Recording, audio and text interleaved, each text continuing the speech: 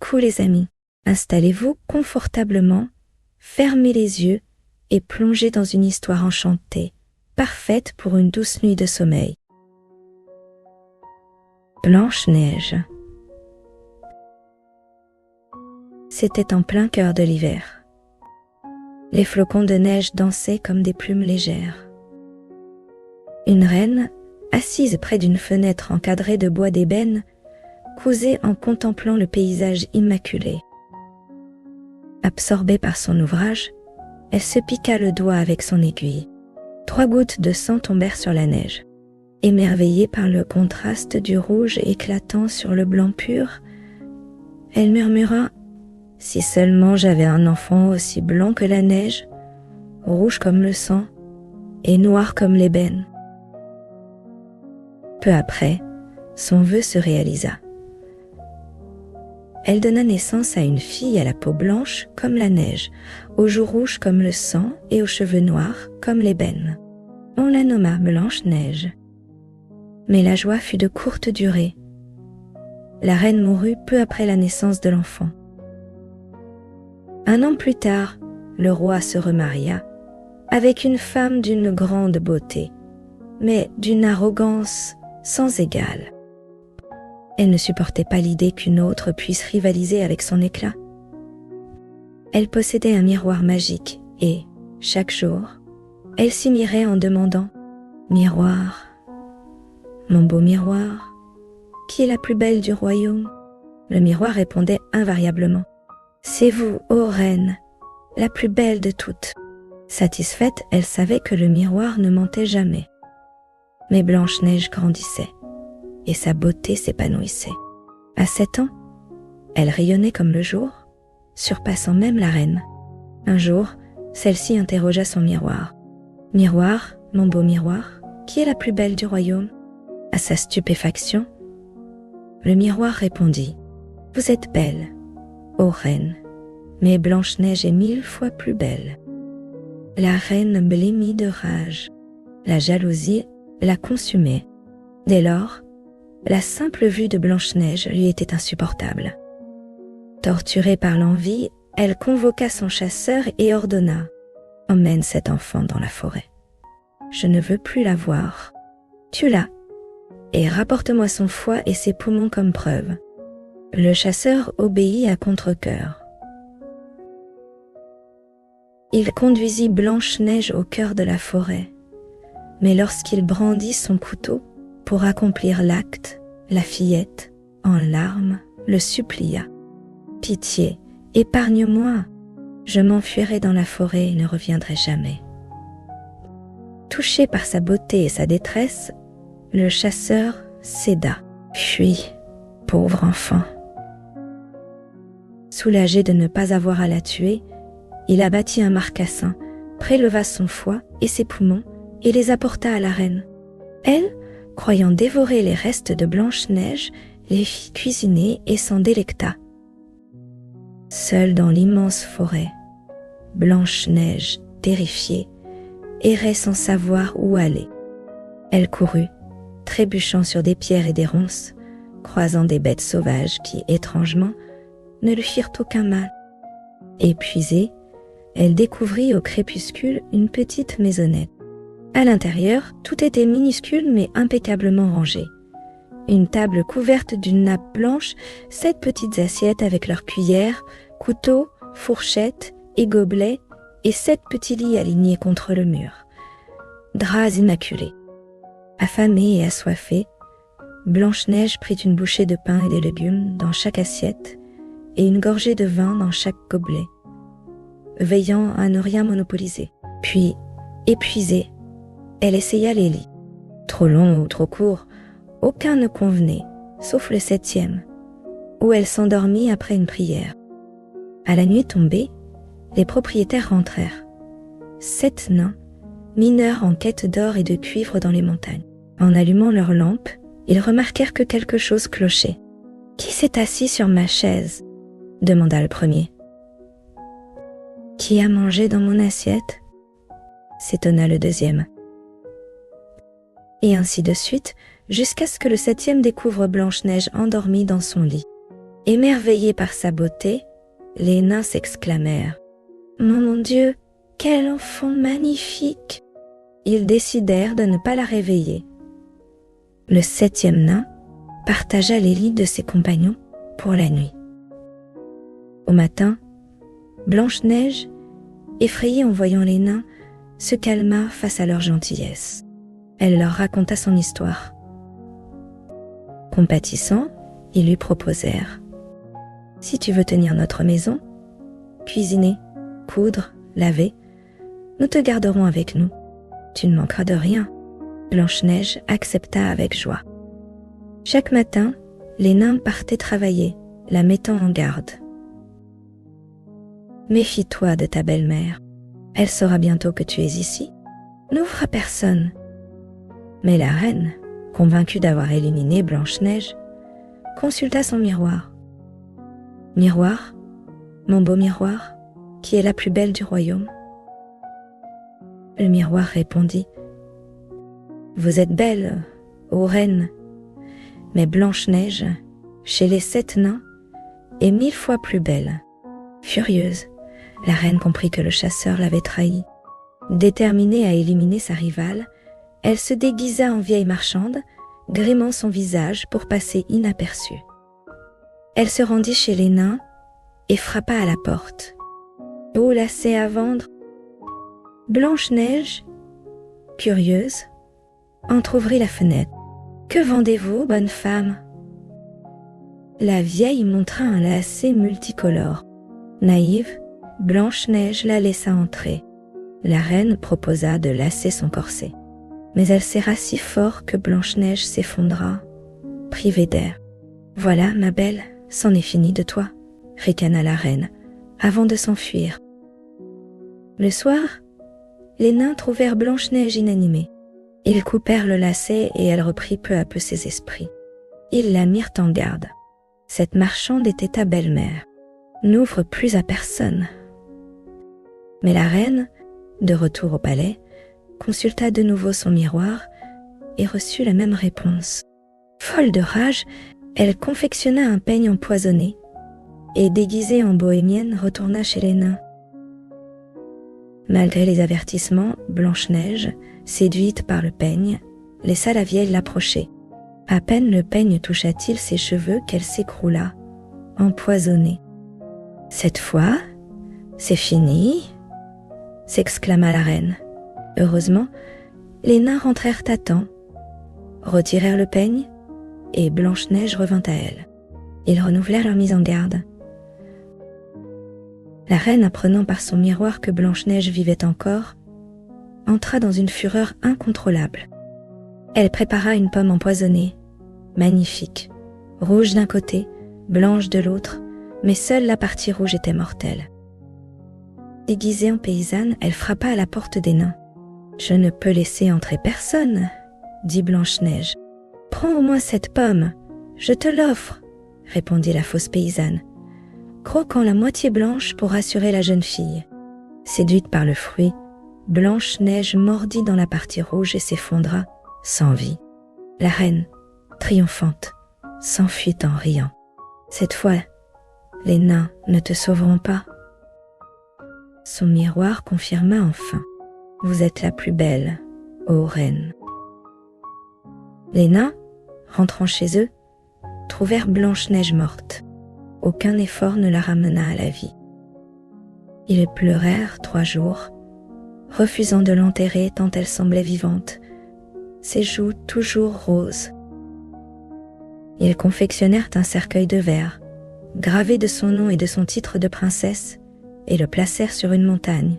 Les animaux de la forêt, un hibou, un corbeau, une colombe, vinrent aussi pleurer.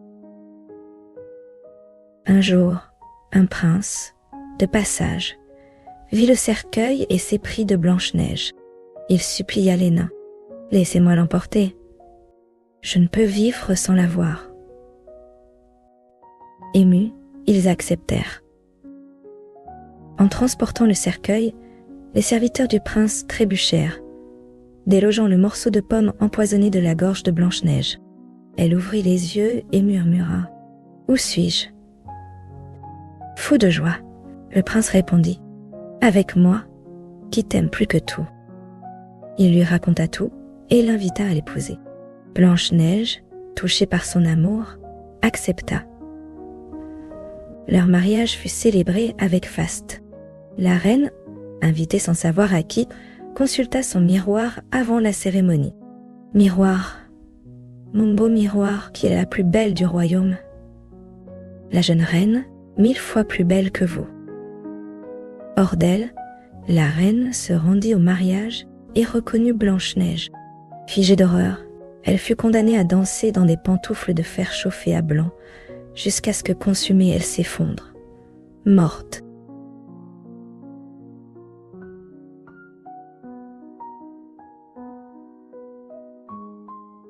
Finette Cendron. Il était une fois un roi et une reine qui, ayant mal géré leurs affaires, furent chassés de leur royaume. Pour survivre, ils durent vendre leurs couronnes, puis leurs vêtements, leurs draps, leurs bijoux et enfin leurs meubles, pièce par pièce.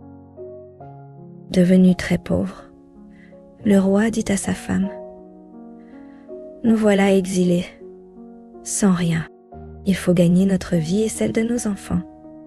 Réfléchis à ce qu'on peut faire, car jusqu'ici, je n'ai connu que le métier de roi, qui est plutôt confortable. » La reine, pleine de ressources, demanda une semaine pour y penser. Elle répondit ensuite « Sire, ne nous décourageons pas. Vous fabriquerez des filets pour chasser des oiseaux ou pêcher des poissons. Moi, je filerai des cordes pour en remplacer les usées. Quant à nos 3 filles, ce sont des paresseuses qui se prennent pour des princesses. Elles exigent des tenues qu'on ne peut leur offrir. Il faut les emmener loin, très loin, pour qu'elles ne reviennent jamais. » Le roi, bon père, versa des larmes à l'idée de se séparer de ses enfants, mais la reine avait le dernier mot. Il accepta son plan. « Demain matin, lève-toi tôt et emmène nos filles, où tu jugeras bon. » Pendant qu'il complotait, Finette, la cadette, écoutait par le trou de la serrure.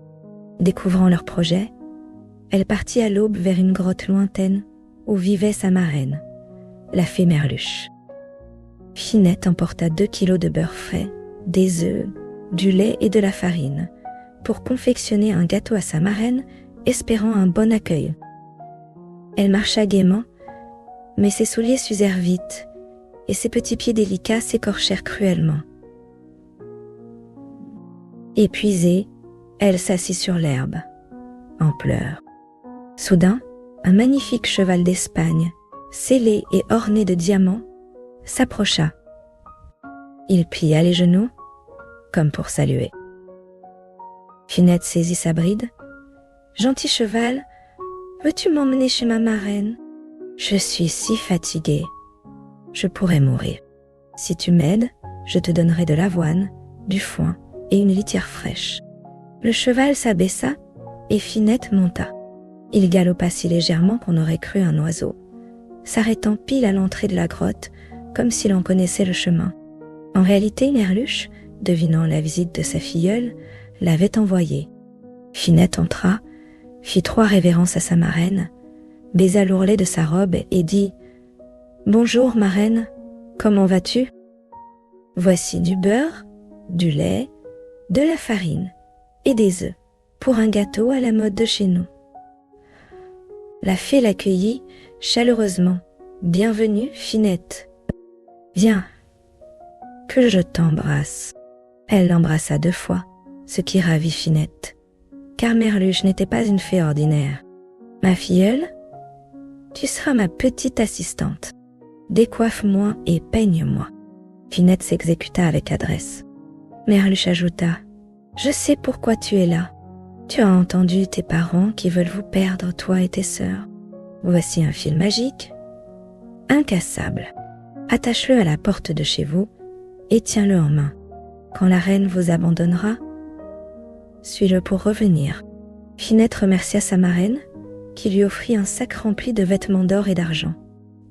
Elle remonta sur le cheval, qui la ramena en un instant chez ses parents. Finette cacha le sac sous son oreiller et se coucha sans rien dire. Au lever du jour, le roi réveilla la reine. « Allons, prépare-toi pour le voyage. » La reine enfila des chaussures robustes, une jupe courte, une blouse et prit un bâton.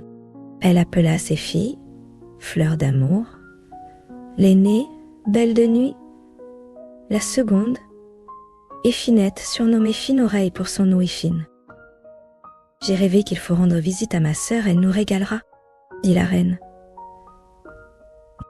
Fleur d'amour, lassée de leur vie isolée, répondit. « Allons où vous voulez, pourvu qu'on sorte. » Les autres acquiescèrent et toutes quatre partirent. Elles marchèrent si loin que Finette craignit de manquer de fil, car il s'étendait sur des milliers de kilomètres. Elle suivait discrètement, attachant le fil au buisson. Quand la reine estima qu'elle ne retrouverait pas leur chemin, elle les emmena dans une forêt dense et leur dit « Mes petites, dormez. Je veillerai comme une bergère sur son troupeau. » Elles s'endormirent sur l'herbe, sauf Finette qui faisait semblant. La reine les abandonna, pensant ne plus les revoir. Finette réveilla ses sœurs et leur raconta tout. Elles pleurèrent, la suppliant de les ramener et promettant leurs poupées et bonbons. « Je sais que vous ne tiendrez pas parole, dit Finette, mais je vous ramènerai quand même. » En suivant le fil, elles arrivèrent presque en même temps que la reine. À la porte, elles entendirent le roi. « Mon cœur se serre de te voir revenir seule. » La reine répondit. « Nous étions trop encombrés par elle. » Le roi soupira. « Si au moins tu avais ramené Finette, je me consolerais. » Elles frappèrent. « Qui est là ?» demanda le roi. « Vos filles, Fleur d'amour, Belle de nuit et Fine Oreille. » répondirent-elles. La reine trembla. « N'ouvre pas, ce sont des fantômes. » Mais Finette dit « Papa, regarde par le trou de la serrure. Si je ne suis pas Finette, je mérite une punition. » Le roi reconnut sa fille, ouvrit la porte, et la reine feignit la joie, prétendant être revenue chercher quelque chose. Les sœurs montèrent dans leur grenier. Finette réclama la poupée promise, mais ses sœurs la battirent, disant « Tu es la cause de l'indifférence du roi. » Cette nuit-là, Finette entendit la reine comploter un nouvel abandon, encore plus loin. Elle se leva discrètement, prit 2 poulets, un coq et 2 lapins dans le poulailler, et partit voir Merluche. À peine eut-elle fait 1 kilomètre, terrifiée, que le cheval d'Espagne apparut.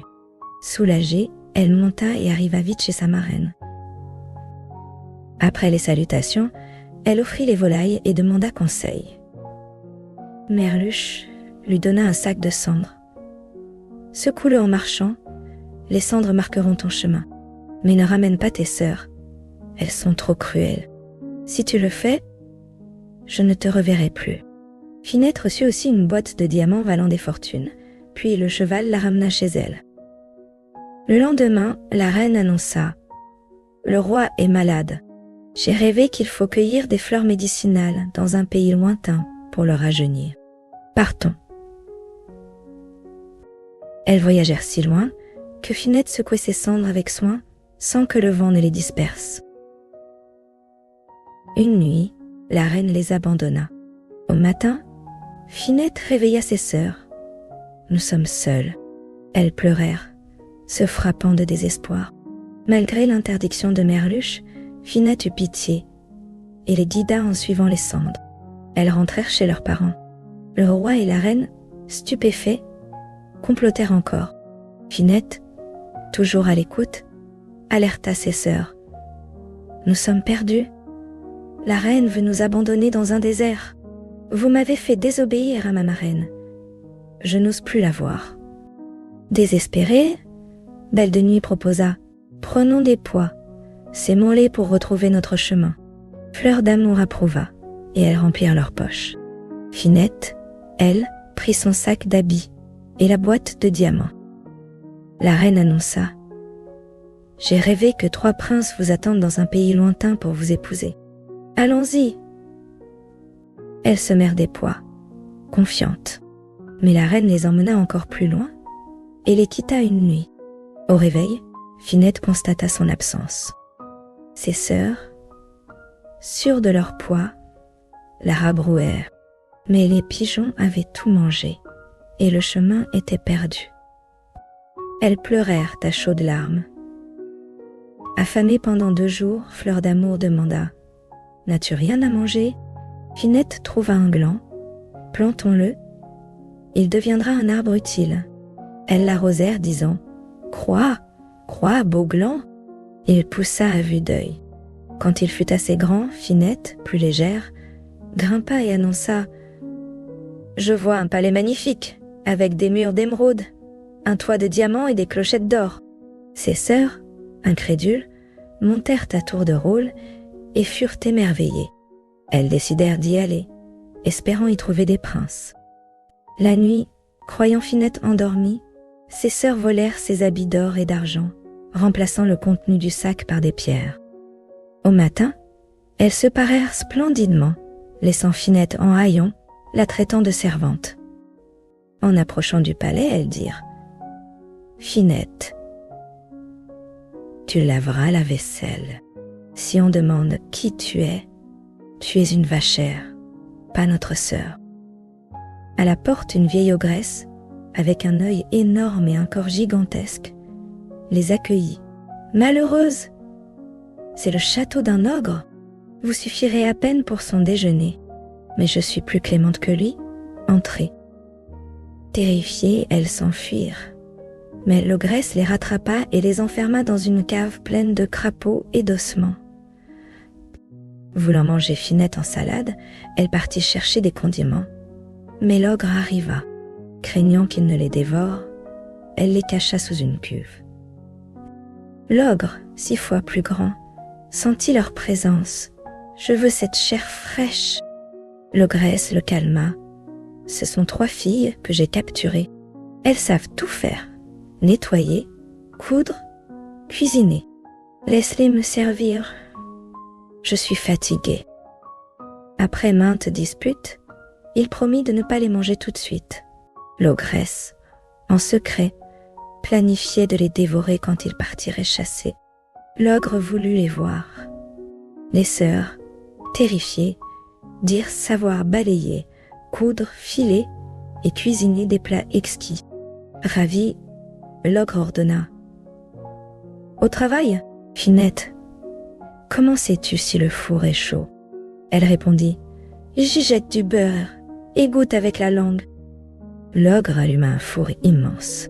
Finette y fit un feu ardent, et quand l'ogre s'y pencha pour vérifier, il s'enfonça et brûla vif. L'ogresse, trouvant ses cendres, fut désemparée. Les sœurs la consolèrent, craignant qu'elle ne les mange. Finette proposa « Quittez ces peaux dures, nous vous coifferons à la mode. » Pendant qu'elle la frisait, Finette lui trancha la tête d'un coup de hache. Elles célébrèrent leur victoire en sonnant les clochettes d'or du palais. Les chambres ornées de perles et de diamants les enchantèrent. Fleur d'Amour et Belle de Nuit, se croyant plus riches que leur père, décidèrent d'aller en ville pour trouver des maris, laissant Finette nettoyer. Seule, elle pleurait. « J'ai désobéi à ma marraine, et mes sœurs m'ont volé mes habits. J'ai tué l'ogre et l'ogresse, mais je souffre encore. » En fouillant la cheminée, elle trouva une clé d'or crasseuse. Après l'avoir nettoyée, elle découvrit une cassette magique pleine d'habits et de bijoux. Le lendemain, quand ses sœurs partirent, Finette se para et se rendit au bal. Méconnaissable, elle éblouit l'assemblée. On l'appela Cendron, et sa beauté fit sensation.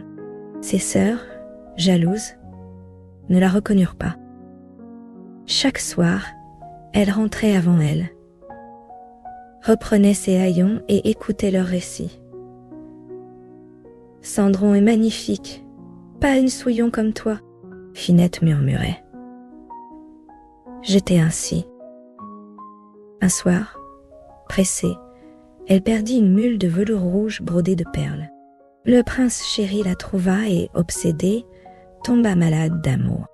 Les médecins conclurent qu'il mourrait s'il ne trouvait pas la propriétaire. La reine promit « Dis-nous qui tu aimes, même une bergère. Nous te la donnerons. » Il montra la mule. « Je n'épouserai que celle qui la chaussera. » On annonça que toutes les femmes devaient essayer la mule et celle qui y parviendrait épouserait le prince. Fleur d'amour et Belle de Nuit, pareilles allèrent tenter leur chance, moquant Finette. « Toi, une vachère, essayer la mule ? Reste arroser les choux. » Mais Finette, soupçonnant que la mule était la sienne, se para d'une robe bleue étoilée et monta le cheval d'Espagne, envoyé par Merluche. En chemin, elle croisa ses sœurs, les éclaboussa de boue et lança « Cendron vous méprise !» Au palais, son arrivée fut triomphale. Elle chaussa la mule et montra sa jumelle. Le prince, guéri, l'adora. Elle raconta son histoire, révélant être autre princesse. Apprenant que ses parents avaient conquis le royaume de son père, elle exigea sa restitution avant le mariage. Ils acceptèrent, ayant bien assez de royaume. Quand ses sœurs arrivèrent, apprenant le succès de Finette, elles voulurent fuir. Mais Finette les accueillit avec bonté, les présenta à la reine et promit leur retour au royaume. Confuses, elles la remercièrent. Les noces furent somptueuses. Finette envoya des présents à Merluche, qui informa ses parents de son bonheur. Ils retrouvèrent leur royaume et les 3 sœurs devinrent reines. Morale. Pour tirer d'un ingrat une noble vengeance, imite la sagesse de Finette, si vaillante. Ne cesse de l'accabler de bienfaits généreux, tes dons et tes services, tels des vengeurs silencieux, tourmentent son cœur trouble en secret supplice. Fleur d'amour, Belle de Nuit, cruellement punie, souffre plus des grâces de Finette infinie que si l'ogre féroce leur ôtait la vie. Suis toujours son exemple et dans ton ressentiment, sache qu'un cœur magnanime, en vérité, ne saurait se venger plus noblement.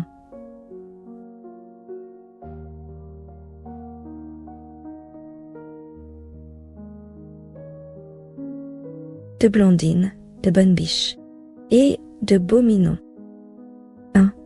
Blondine. Il était une fois un roi nommé Bénin, aimé de tous pour sa bonté et respecté pour sa justice. Sa femme, la reine Doucette, partageait sa bienveillance. Ensemble, ils avaient une fille, Blondine, prénommée ainsi pour ses superbes cheveux blonds. Elle était aussi adorable et douce que ses parents. Malheureusement, la reine mourut peu après la naissance de Blondine, plongeant le roi dans un profond chagrin. Trop jeune pour comprendre, Blondine continuait de rire, jouer et dormir paisiblement. Le roi, qui l'aimait tendrement, comblait sa fille de jouets, de friandises et de fruits délicieux, rendant son enfance heureuse. Un jour, les sujets du roi Bénin le pressèrent de se remarier pour assurer la succession avec un fils. D'abord réticent, encore marqué par la perte de Doucette, il finit par céder. Il confia à son fidèle ministre, Léger, la mission de trouver une nouvelle reine. « Mon ami, dit-il, je ne veux pas m'occuper de cette recherche. Trouver une princesse qui saura rendre ma Blondine heureuse, c'est tout ce que je demande. » Léger partit immédiatement, visitant de nombreux royaumes. Après avoir rencontré des princesses peu engageantes, il arriva chez le roi Turbulent, dont la fille, Fourbette, semblait charmante, intelligente et aimable. Séduit, Léger demanda sa main pour le roi Bénin sans vérifier son véritable caractère. Turbulent, ravi de se débarrasser de sa fille au tempérament jaloux et orgueilleux, accepta sur le champ. Léger repartit avec Fourbette et une caravane de 4000 mules chargées de ses biens et bijoux. À leur arrivée, le roi Bénin trouva Fourbette jolie, mais loin de posséder la douceur de Doucette. Lorsqu'elle rencontra Blondine, alors âgée de 3 ans, Fourbette la fixa d'un regard si dur que la petite, effrayée, éclata en pleurs. « Pourquoi pleures-tu, ma douce Blondine ?» demanda le roi. « Papa, cher papa, » murmura-t-elle en se blottissant contre lui. « J'ai peur de cette princesse. Elle a l'air si méchante. » Surpris, le roi remarqua l'expression hostile de Fourbette. Il décida de protéger Blondine en la confiant exclusivement à sa nourrice et à sa gouvernante, qui l'adorait. Fourbette voyait donc rarement la petite, mais ne cachait pas sa haine lorsqu'elles se croisaient. 1 an plus tard, Fourbette donna naissance à une fille, Brunette, nommée pour ses cheveux noirs comme l'ébène. Moins jolie que Blondine, elle hérita du caractère cruel de sa mère. Brunette maltraitait sa demi-sœur, lui pinçant la peau, tirant ses cheveux, cassant ses jouets ou tachant ses robes. Mais Blondine, toujours indulgente, excusait sa sœur. « Papa, ne la grondez pas, elle est si jeune, elle ne sait pas que ça me fait mal. » Le roi, percevant la méchanceté de Brunette et la bonté de Blondine, aimait encore plus sa fille aînée et se détachait de sa cadette. Fourbette, fine observatrice, nourrissait une haine croissante envers Blondine, mais la crainte de la colère du roi, juste et ferme, l'empêchait d'agir ouvertement. 2. Blondine perdue. Blondine avait 7 ans et Brunette 3. Le roi offrit à Blondine une petite voiture tirée par 2 autruches, conduite par Gourmandinet, un page de 10 ans, neveu de sa nourrice. Gourmandinet adorait Blondine, mais avait un défaut. Une gourmandise insatiable, prête à tout pour des sucreries. Blondine le reprenait souvent. « Je t'aime, Gourmandinet, mais ta gourmandise est un vilain défaut. Corrige-toi, je t'en prie. » Il promettait toujours, sans jamais changer, volant gâteaux et bonbons, ce qui lui valait des punitions. Fourbette, apprenant ce travers, y vit une opportunité. Le jardin où Blondine se promenait était séparé par une grille d'une immense forêt enchantée, la forêt des lilas, où les fleurs restaient éternellement écloses. Nul n'y entrait, car on savait qu'une fois à l'intérieur, on n'en ressortait jamais. Gourmandinet, conscient du danger, avait l'ordre strict de ne jamais approcher Blondine de cette grille. Fourbette entreprit de séduire le page avec des friandises. Lorsqu'il fut incapable de s'en passer, elle lui fit une proposition. « Gourmandinet, veux-tu un coffre rempli de bonbons, renouvelé chaque mois, ou ne plus jamais en manger? Ne plus en manger? Je mourrais de chagrin. Que dois-je faire? Conduis Blondine près de la forêt des lilas et encourage-la à y entrer. » Horrifié, Gourmandinet refusa, sachant que Blondine y serait perdue à jamais. Fourbette insista, menaçant de le priver de sucreries. Vaincu par sa faiblesse, il céda, espérant qu'une fée pourrait un jour sauver Blondine. Le lendemain, Blondine monta dans sa voiture. Gourmandinet, rongé par la culpabilité, resta silencieux. Il dirigea d'abord les autruches loin de la forêt, mais, une fois hors de vue du palais, bifurqua vers la grille des lilas. « Qu'as-tu, Gourmandinet? Tu es si pâle, demanda Blondine. « Rien, princesse. Je vais bien, répondit-il, la gorge nouée. » Arrivé près de la grille, Blondine s'exclama. « Oh, ces lilas sont magnifiques. Va m'en cueillir, Gourmandinet. »« Je ne peux pas, les autruches pourraient s'enfuir. »« J'irai moi-même. » Blondine descendit, franchit la grille et commença à cueillir des lilas. Puis, Gourmandinet, déchiré par le remords, tenta de la rappeler, mais sa voix ne portait pas. Blondine s'enfonça dans la forêt enchantée et disparut.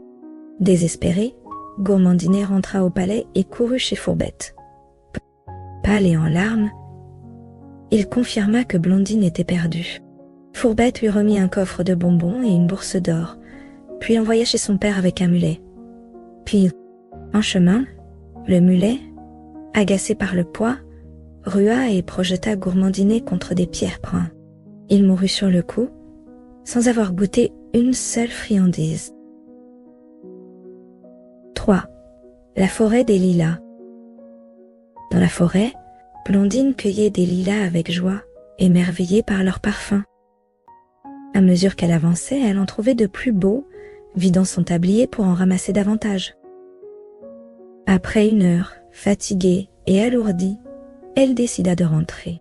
Mais, entourée de lilas, elle ne retrouva pas son chemin. Elle appela Gourmandinet, sans réponse. L'angoisse monta. Que vais-je devenir seule ici? Papa doit être fou d'inquiétude. Et Gourmandinet, il va être puni à cause de moi. Épuisée, Blondine s'effondra au pied d'un arbre, pleurant jusqu'à s'endormir. 4. Premier réveil de Blondine Beau-Minon. Blondine dormit paisiblement, protégée du froid et des bêtes. Au matin, surprise de se réveiller dans la forêt, elle appela sa nourrice. Un doux miaulement lui répondit. Un magnifique chat blanc, Beau-Minon, la regardait tendrement. « Oh, Beau-Minon, comme tu es beau !» s'exclama-t-elle. « Je suis si contente de te voir. Conduis-moi à ta maison. Je meurs de faim. » Beau-Minon miaula et lui montra un paquet enveloppé de linge. À l'intérieur, Blondine trouva des tartines beurrées qu'elle partagea avec le chat. Repue, elle caressa Beau-Minon et lui demanda « Peux-tu me ramener à mon père? Il doit être si triste. » Beau-Minon secoua la tête, miaulant plaintivement. « Aie pitié de moi, mène-moi quelque part où je ne mourrai pas de faim et de peur. » Beau-Minon se leva, fit quelques pas et se retourna pour l'inviter à le suivre. Les buissons s'écartaient sur leur passage, se refermant derrière eux. Après 1 heure, la forêt s'éclaircit, révélant un château magnifique. Beau-Minon guida Blondine jusqu'à une grille dorée, puis disparut. 5. Bonne Biche. Seule devant la grille, Blondine fut surprise de la voir s'ouvrir seule. Elle entra dans une cour déserte, puis dans un vestibule de marbre blanc. Les portes s'ouvraient d'elles-mêmes, menant à une enfilade de salons somptueux. Dans un salon bleu et or, une biche blanche, couchée sur un lit d'herbes odorantes, se leva à son arrivée. « Bienvenue, Blondine, dit-elle. Moi, Bonne Biche, et mon fils Beau-Minon t'attendions depuis longtemps. » Effrayée, Blondine balbutia. « Si vous connaissez mon père, ramenez-moi à lui, je vous en prie. » Bonne Biche soupira. « Je ne peux pas, Blondine. Tu es sous l'emprise de l'enchanteur de la forêt des lilas, dont le pouvoir surpasse le mien. Mais je peux envoyer des rêves à ton père pour le rassurer. Sois sage et docile, et nous ferons tout pour ton bonheur. » Blondine, émue, retint ses larmes pour ne pas sembler ingrate. Bonne Biche et Beau-Minon lui montrèrent sa chambre, ornée de soie rose et de meubles en velours blanc, puis son cabinet d'études, décoré de damas bleues et de portraits royaux mystérieux. Au dîner, servi par des gazelles, Blondine savoura des mets délicieux. Épuisée, elle se coucha, servie par 2 gazelles, et s'endormit en pensant à son père. 6. Second réveil de Blondine. À son réveil, Blondine se sentit transformée. Plus grande, plus mature, elle avait l'impression d'avoir acquis des connaissances pendant son sommeil. Dans un miroir, elle se découvrit magnifique, ses cheveux tombant jusqu'à ses pieds. Troublée, elle courut voir Bonne Biche. « Expliquez-moi ce changement. Suis-je vraiment devenue adulte en une nuit ?» Bonne Biche sourit. « Tu as 14 ans, Blondine. Tu as dormi 7 ans, pendant lesquels nous t'avons instruite. Viens vérifier tes talents. » Dans la salle d'études, Blondine joua du piano et de la harpe avec brio, chanta, dessina et écrivit avec aisance. Ravie, elle remercia chaleureusement Bonne Biche et Beau-Minon. Puis, timidement, elle demanda des nouvelles de son père. Bonne Biche la conduisit devant un miroir magique. Blondine y vit son père, désespéré, apprenant sa disparition. Fourbette prétendait que Blondine avait insisté pour conduire les autruches, qu'il avait entraînées dans la forêt des lilas. Le roi, fou de douleur, tenta de s'y précipiter, mais fut retenu. Un rêve envoyé par Bonne Biche le rassura sur le sort de sa fille. Une autre vision montra le roi vieilli, pleurant sur un portrait de Blondine, seule, Fourbette et Brunette absentes. « Pourquoi mon père est-il seul ?» demanda Blondine en larmes. Fourbette, indifférente à ta perte, fut renvoyée chez son père, où elle mourut de rage. Brunette, devenue insupportable, fut mariée au prince violent, qui tente de corriger son caractère. Tu la reverras un jour. Blondine remercia Bonne Biche, mais n'osa demander quand elle reverrait son père, de peur de sembler ingrate. Ses journées, bien qu'occupées, étaient teintées de tristesse. Seul Beau Minon l'accompagnait dans ses promenades, car Bonne Biche n'était présente qu'au repas et aux leçons. 7. Le perroquet. 6 mois après son réveil, Blondine, nostalgique de son père, s'ennuyait. Un matin, un perroquet aux plumes vertes et oranges frappa à sa fenêtre. Surprise, elle l'ouvrit. « Bonjour, Blondine, » dit-il d'une voix aiguë. « Je sais que tu t'ennuies. Promets de ne pas révéler ma visite, ou Bonne Biche me tordra le cou. » Blondine promit, séduite par sa gaieté. Le perroquet la flatta, vantant sa beauté et son intelligence. Chaque jour, il revenait, l'amusant avec ses récits. Un matin, il annonça « J'ai des nouvelles de ton père. Il va bien, mais pleure ton absence. Je peux t'aider à le rejoindre, si tu m'écoutes. » Blondine, enthousiaste, voulut le présenter à Bonne Biche. Mais le perroquet refusa, prétendant qu'elle et Beau Minon le détestaient pour avoir libéré leur victime. Il révéla qu'une rose, cachée dans la forêt, était le talisman pour briser son exil. Quand Blondine demanda une rose à Bonne Biche, celle-ci s'alarma. « Ne parle jamais de cette fleur, Blondine. Elle est dangereuse. » Troublée, Blondine céda au conseil du perroquet. Le lendemain, elle renvoya Beau Minon et sortit du parc. Le perroquet la guida dans la forêt, où les ronces la blessèrent. Épuisée, elle atteignit un enclos où trônait une rose splendide. En l'accueillant, elle entendit un rire cruel. La rose s'échappa, criant « Merci, Blondine, de m'avoir libérée. Je suis ton mauvais génie. Tu m'appartiens. » Le perroquet ajouta, ricanant « J'ai repris ma forme d'enchanteur. En flattant ta vanité, je t'ai rendue ingrate. Tu as causé la perte de tes amis. Adieu. » Ils disparurent, laissant Blondine seule. 8. Le repentir. Horrifiée par son ingratitude, Blondine voulut retourner chez Bonne Biche. Après 3 heures de marche douloureuse, elle trouva le palais en ruine, envahi de ronces. Un crapaud surgit. « Que cherches-tu ? Ta désobéissance a tué tes amis. Pars !» Dévastée, Blondine pleura, souhaitant mourir pour expier sa faute. Une voix, celle d'un corbeau, murmura « Le repentir peut racheter bien des fautes. » Épuisée, Blondine trouva refuge sous des arbres moussus. Une vache, Blanchette, lui offrit du lait, renouvelant ce secours 3 fois par jour. Pendant 6 semaines, Blondine survécut, rongée par le remords, réparant ses vêtements avec des épines et du chanvre.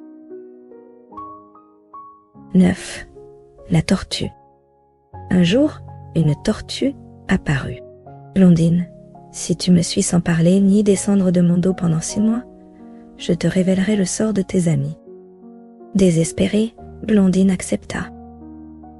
Le voyage, long et silencieux, traversa la forêt et une plaine aride, jusqu'à un château semblable à celui de Bonne Biche.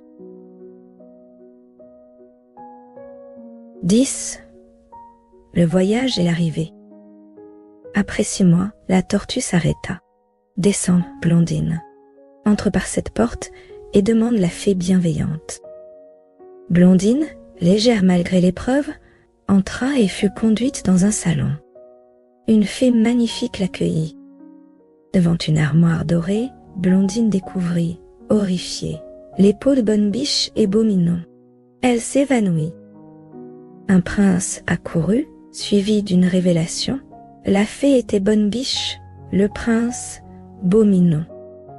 Leur forme animale était une malédiction de l'enchanteur, brisée par la rose qui était le mauvais génie de Blondine. Leur sacrifice avait protégé la princesse. Dans un char tiré par des cygnes, Blondine retrouva son père. Après des retrouvailles émouvantes, le roi épousa la fée, et Blondine, le prince parfait. Brunette, corrigée par son mari, devint meilleure. Blondine, entourée d'amour, vécut heureuse avec ses enfants, sans jamais connaître de chagrin.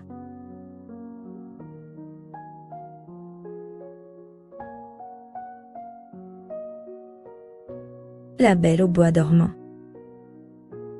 Il y a bien longtemps, un roi et une reine rêvaient d'avoir un enfant. Chaque jour, ils soupiraient. Si seulement nous avions un bébé. Mais leur souhait restait lettre morte.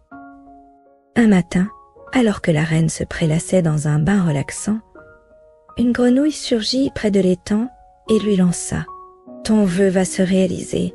Avant la fin de l'année, tu donneras naissance à une fille. » La prophétie de la grenouille s'accomplit. La reine mit au monde une petite fille, que le roi, fou de joie, organisa une fête grandiose. Il invita non seulement la famille et les amis, mais aussi les 13 fées du royaume, réputées pour leurs dons magiques.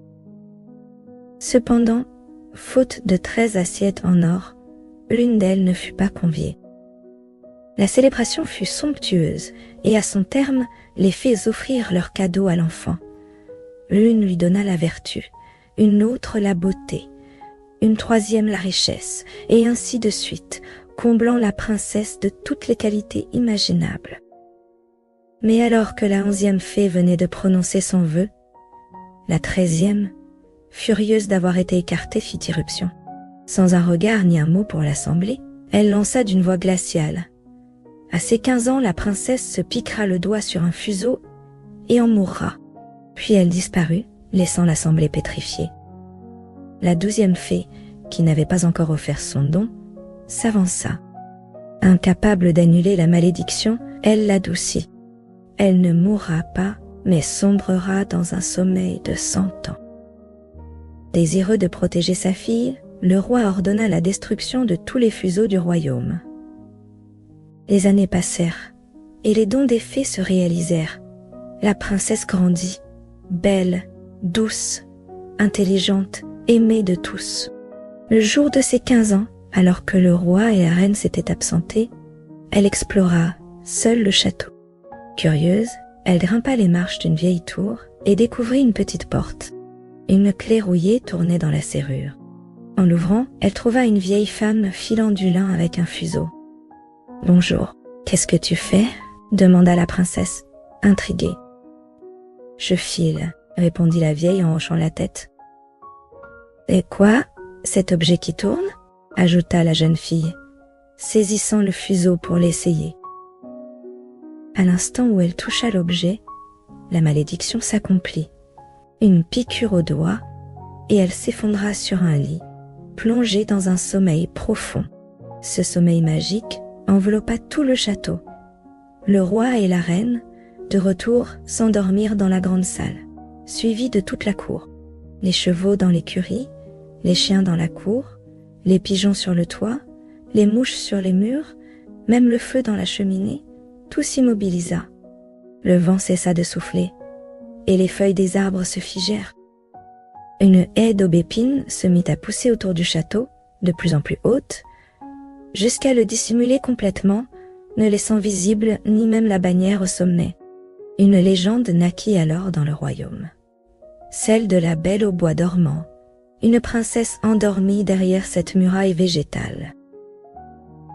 De nombreux princes tentèrent de percer la haie, mais ses épines, comme des griffes, les emprisonnaient, les condamnant à une fin tragique. Des décennies plus tard, un jeune prince entendit un vieillard conter l'histoire de la Belle au bois dormant, endormie depuis 100 ans, avec toute sa cour. Il apprit que d'autres avant lui avaient échoué, piégés par la haie. « Je n'ai pas peur, » déclara le prince, « je veux voir la Belle. » Malgré les mises en garde du vieillard, il partit. Or, ce jour-là marquait la fin des 100 ans. Quand le prince approcha, la haie d'aubépines s'ouvrit, révélant de magnifiques fleurs qui s'écartèrent pour le laisser passer, puis se refermèrent derrière lui.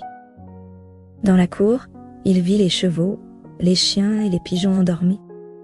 À l'intérieur, les mouches reposaient sur les murs. Le cuisinier semblait figé en plein geste. Une servante était immobile devant une poule à plumer, et dans la grande salle, le roi et la reine dormaient sur leur trône. Le silence était tel que le prince entendait son propre souffle. Il grimpa jusqu'à la tour, ouvrit la petite porte et découvrit la belle au bois dormant, si belle qu'il ne pouvait détacher ses yeux d'elle. Ému, il se pencha et l'embrassa doucement. À cet instant, elle ouvrit les yeux, se réveilla et lui sourit tendrement. Ensemble, ils descendirent. Le roi, la reine et toute la cour s'éveillèrent à leur tour, échangeant des regards émerveillés. Les chevaux se redressèrent, les chiens aboyèrent joyeusement, les pigeons s'envolèrent, les mouches bourdonnèrent, le feu crépita de nouveau, le rôti se remit à cuire, le cuisinier donna une tape à son apprenti qui cria, et la servante termina de plumer sa poule. Le prince et la belle au bois dormant célébrèrent leurs noces dans une fête éclatante, et ils vécurent heureux pour le reste de leurs jours.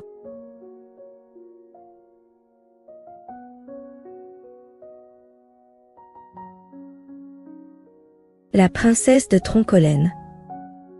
Imaginez un monde d'autrefois, un temps si ancien que les poules, oui les poules, avaient des dents et caquetaient fièrement en montrant leurs sourires édentés. Dans ce royaume farfelu vivait un vieux charbonnier, un homme au visage noirci par la suie, mais au cœur aussi lumineux qu'un feu de camp. Ce brave homme avait déjà 25 enfants, tous plus turbulents les uns que les autres. Quand le 26e pointa le bout de son nez, il se retrouva dans une sacrée panade. Plus personne dans le village n'acceptait d'être parrain. Une marraine, ça, y en avait trouvé une. La vieille Margot, qui tricotait des chaussettes en chantant des chansons paillardes. Mais un parrain, introuvable. Désespéré, le charbonnier partit à l'aventure, traînant ses sabots sur un chemin poussiéreux.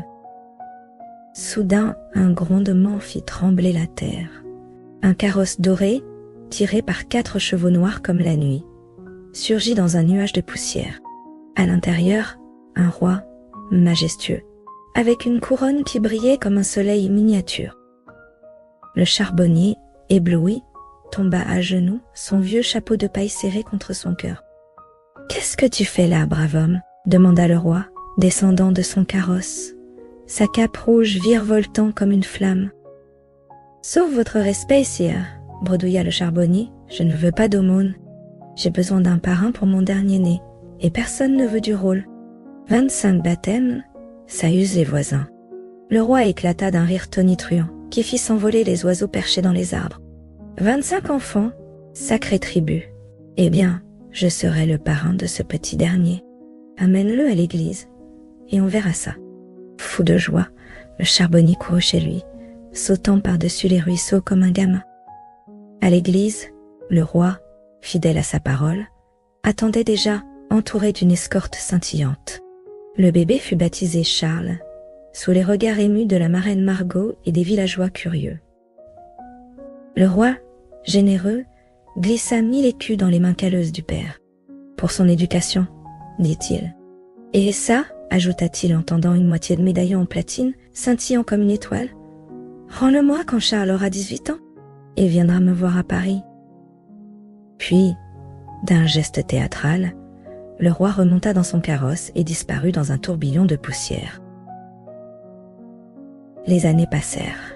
Charles devint un jeune homme vif, avec des yeux pétillants et une tignasse brune qui semblait toujours en bataille. À l'école, il apprenait tout avec une facilité déconcertante, comme si les livres lui chuchotaient leurs secrets.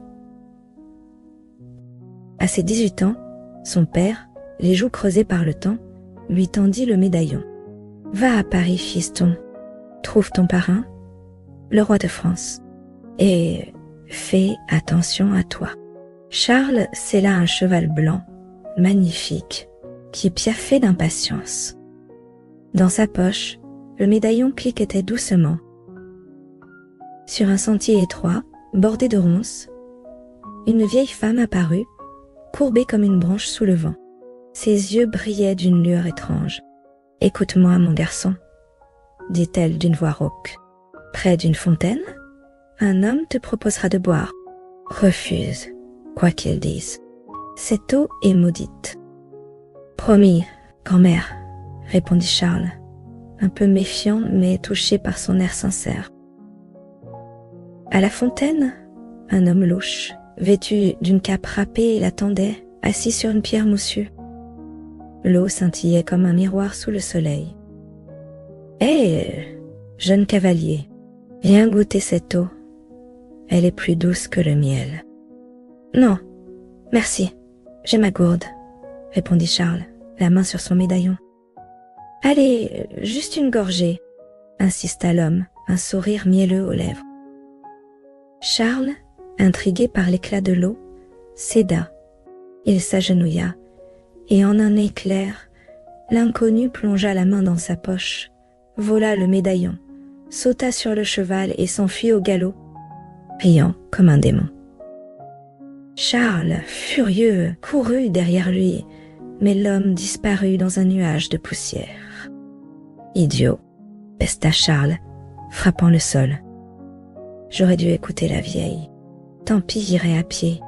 Paris m'attend, et ce voleur ne l'emportera pas au paradis. » Les semaines passèrent, et Charles, épuisé mais déterminé, arriva enfin à Paris.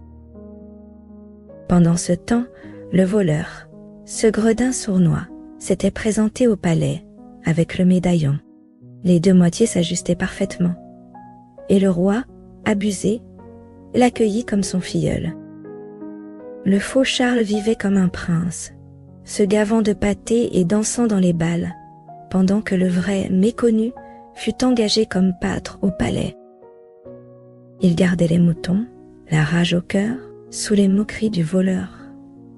Un jour, ce dernier, sentant le danger, murmura au roi. « Vous savez ce que ce misérable pâtre raconte ? Il dit qu'il peut aller demander au soleil pourquoi il est si rouge à l'aube. » Le roi, intrigué, fit appeler Charles. « Alors, pâtre, tu te vantes de parler au soleil ?» lança-t-il, ses sourcils froncés comme des éclairs. « Moi, sire, jamais. C'est une invention, » protesta Charles, le cœur battant. « Mon filleul l'a entendu. Va poser la question au soleil, ou c'est la potence. » Charles quitta le palais, la peur au ventre. À l'aube, après un signe de croix tremblant, il s'enfonça dans la forêt. Là, un vieillard à la barbe blanche comme la neige apparut, appuyé sur un bâton noueux. « Où vas-tu, mon garçon, avec cet air de condamné ?» demanda-t-il, ses yeux pétillants de malice. « Le roi m'envoie demander au soleil pourquoi il est rouge à l'aube, » soupira Charles.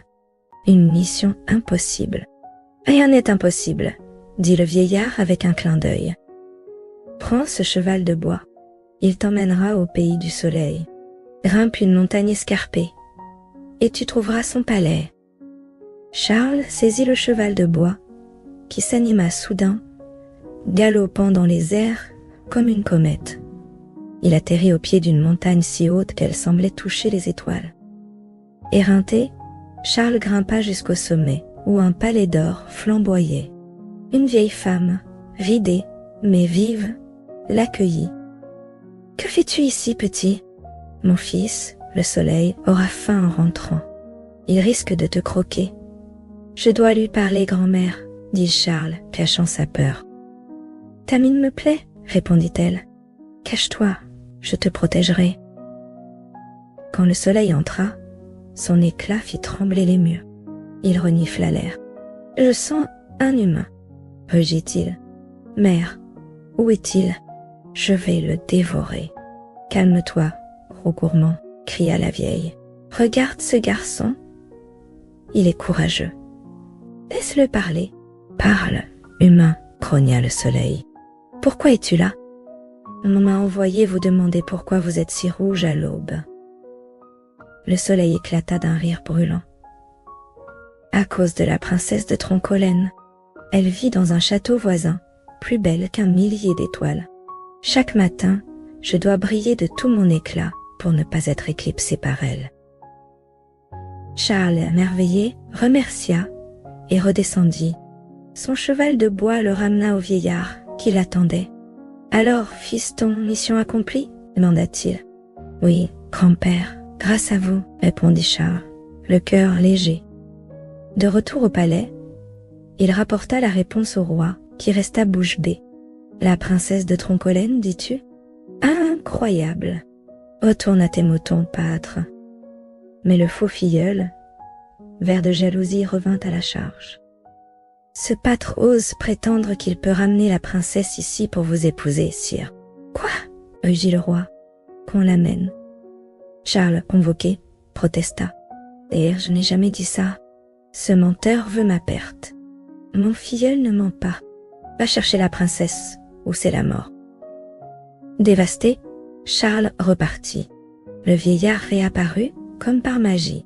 « Encore dans le pétrin, mon garçon ?»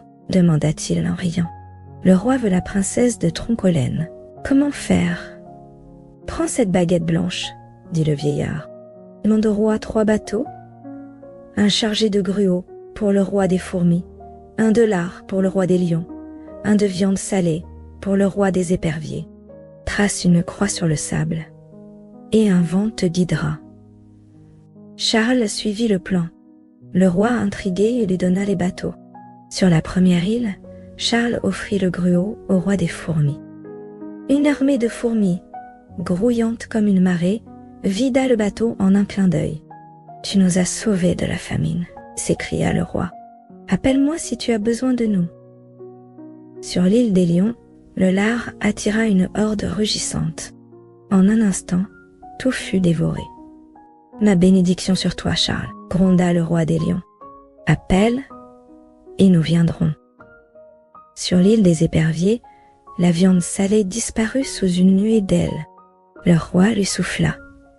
La princesse est près d'une fontaine, sous un oranger, peignant ses cheveux d'or. Grimpe dans l'arbre, jette une orange dans l'eau, mais ne te fais pas voir, ou elle t'ensorcellera. Charles arriva au château de la princesse, un palais scintillant comme un arc-en-ciel. Sous un oranger, elle peignait ses cheveux blonds, un peigne d'or et un démêloir d'ivoire scintillant dans ses mains. Silencieux comme une ombre, Charles grimpa dans l'arbre, cueillit une orange et la lança dans la fontaine. Plouf! La princesse leva les yeux, sourit et l'appela. « Charles, filleul du roi de France, descends, sois le bienvenu. » Ébloui par sa beauté, Charles la suivit dans un château où les lustres dansaient comme des étoiles. Pendant 15 jours, il vécut dans un tourbillon de fêtes, de musique et de banquets. Puis il osa. « Princesse, viendrez-vous avec moi à Paris ? » « Si tu réussis 3 épreuves, » répondit-elle, un éclat malicieux dans les yeux. Première épreuve, trier un tas monstrueux de graines mélangées, lin, trèfle, chanvre, navet, chou, avant le coucher du soleil. Charles, seul dans le grenier, sentit les larmes monter. « Impossible » gémit-il. Puis, il se souvint, roi des fourmis, à l'aide. Le roi arriva, suivi d'une marée de fourmis. En un instant, chaque graine fut triée avec une précision diabolique. Au soir, la princesse, ébahie, examina l'état. « Pas une erreur » s'exclama-t-elle. « Allons souper, tu l'as mérité. » Deuxième épreuve, abattre une avenue de chênes centenaires avec une hache, une scie et des coins en bois. Charles, découragé, appela le roi des lions. Un rugissement fit trembler la forêt, et une armée de lions déracina les arbres en un chaos de griffes et de bois éclatés. La princesse, stupéfaite, trouva Charles endormi parmi les débris. Attendrie, elle l'embrassa doucement. Troisième épreuve, niveler une montagne plus haute qu'un géant avec une pelle et une brouette en bois. Charles invoqua le roi des éperviers. Une tempête d'ailes obscurcit le ciel, et les oiseaux déplacèrent la montagne, transformant le chaos en plaine lisse. Au soir, la princesse, émerveillée, embrassa Charles à nouveau. « Tu as réussi » dit-elle. Partons pour Paris. Sur le chemin, ils s'arrêtèrent chez le vieillard. Mission accomplie, fiston? demanda-t-il. Oui, grand-père. Grâce à vous, répondit Charles. Au palais, la beauté de la princesse éblouit tous les courtisans. Le roi, éperdu, voulut l'épouser sur le champ, oubliant sa reine. Pas si vite, dit la princesse. Votre filleul est un imposteur. Charles est le vrai, et c'est lui que j'épouserai. Elle révéla comment démasquer le voleur. Une jeune mariée enceinte, un four chauffé à blanc, un anneau de mariage. On trouva la femme, on alluma le four, jeté dedans le faux filleul hurla, avouant qu'il aurait ruiné le royaume. L'anneau le força à rester et il disparut, en cendres. Charles épousa la princesse dans une fête légendaire. Les cloches sonnèrent à tout rompre, les violons firent danser les étoiles, et le vieux charbonnier, sa femme et leurs 25 enfants riaient, dansaient, chantaient dans un vacarme joyeux qui résonna jusqu'au bout du monde.